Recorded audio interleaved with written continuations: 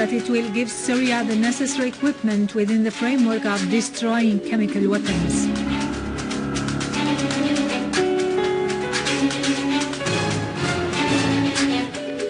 Units of the Syrian Arab Army maintain control in most neighborhoods in Nabek and destroy armed dens in Aleppo and Idlib.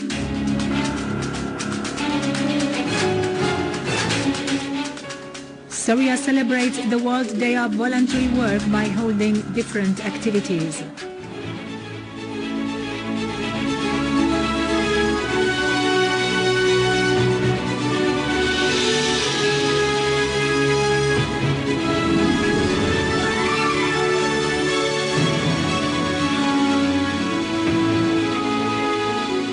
Good afternoon, ladies and gentlemen. I'm Irado Krikorian from the Syrian Arab Television.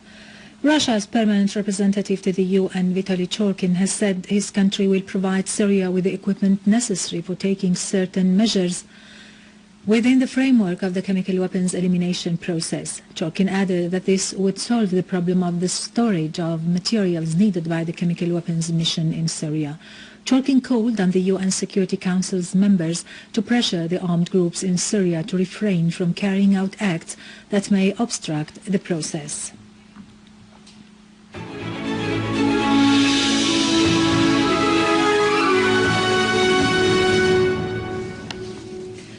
In Aleppo, the Syrian Arab Army has thwarted an attempt by terrorists to attack al-Kindi hospital, killing and injuring several gunmen. The Syrian army troops have also foiled an attempt to detonate two booby-trapped cars in the surroundings of the hospital.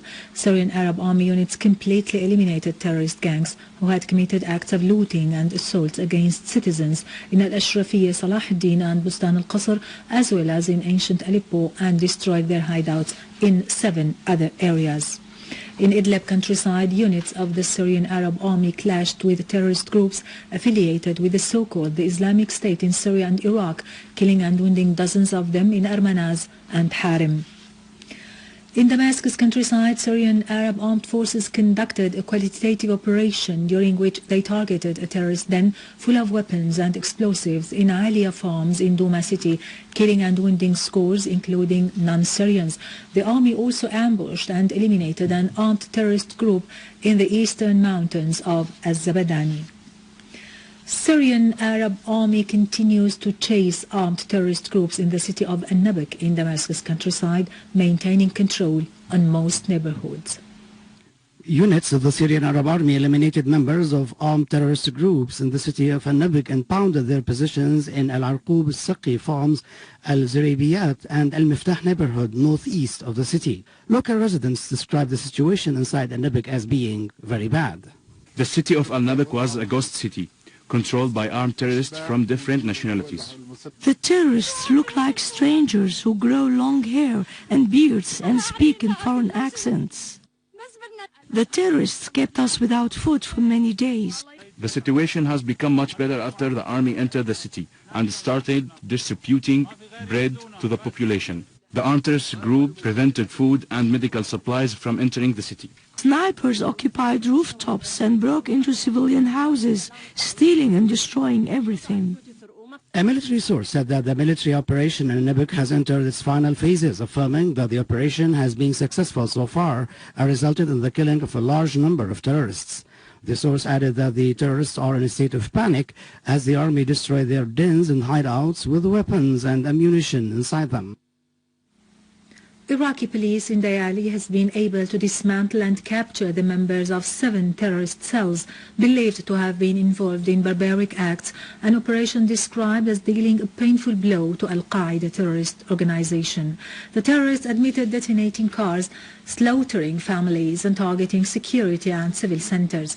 The Iraqi borders guards have meanwhile repelled terrorist groups who had tried to infiltrate from Syrian lands into the Iraqi Al-Qa'im province, forcing them to flee. Following armed clashes in Al-Fallujah, the police in the city have been able to kill Omar Ismail Awad, the emir of Al-Qaeda organization, who had received death sentences 7 times together with his assistants and 2 of his followers. In Yemen, military officials said today that a suicide bomber had detonated his explosives-laden car at Yemen's defense ministry, killing 20 soldiers and wounding at least 40 others. As many as 12 gunmen also have been killed in a firefight between Yemeni troops and a carload of attackers who arrived minutes after the blast, apparently in a bid to take over the complex in downtown Sana'a. The gunmen were armed with assault rifles, hand grenades and rocket-propelled grenades. The explosion bore the hallmarks of al-Qaeda, whose chapter in Yemen is considered among the world's most active.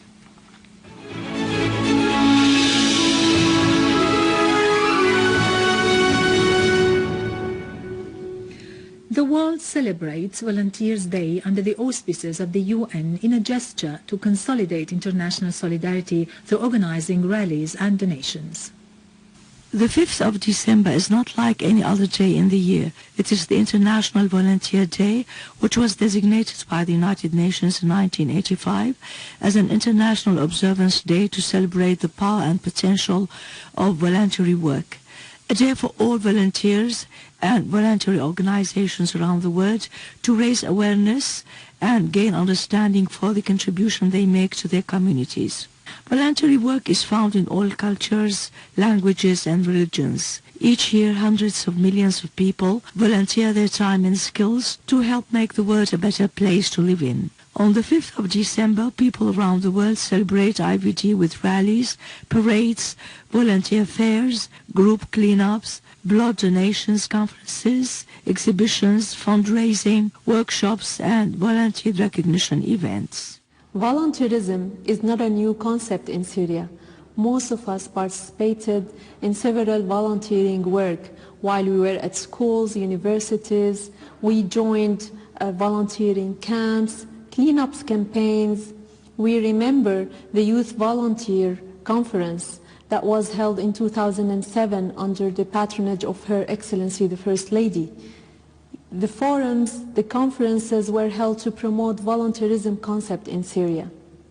As the crisis started, we witnessed huge and increased initiatives and volunteering work. At the beginning, they were to unify people, to support the government.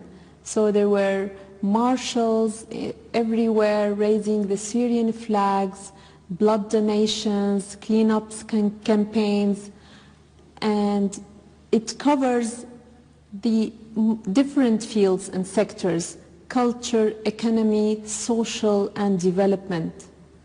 As the crisis continued, the priorities and needs have been changed, and that was reflected also on the volunteering work. So the priority was to provide humanitarian aid to internal displaced people, and whether in shelters or outside shelters. And at the same time, there were initiatives to cover the development sector. So there are vocational trainings, the vocational trainings, and charity bazaars, exhibitions for the products of the community and the affected people, so they can be productive more than being dependent people. When you volunteer, you raise your sense of belonging to community. When you volunteer, you participate in community development. When you volunteer, you practice your social responsibility towards your society. Let's celebrate and memorize the day of the 5th of December. Let's celebrate the International Volunteer Day.